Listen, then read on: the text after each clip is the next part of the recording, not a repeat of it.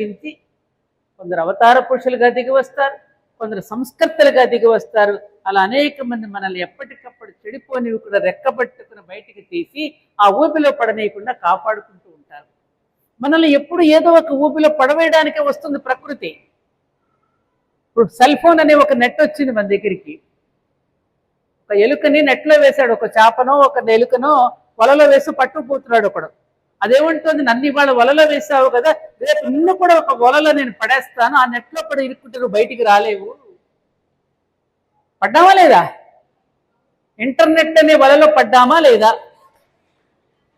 కొట్టుమిట్టాడుతున్నామా లేదా?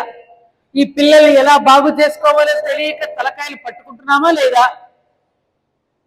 ఏమ్మా, పట్టుకుంటున్నామా లేదా? మరి దీని నుంచి బయటపడటం ఎలాగా? ఈ ఊపిరాడకుండా ఉన్నటువంటి నెట్లో నుంచి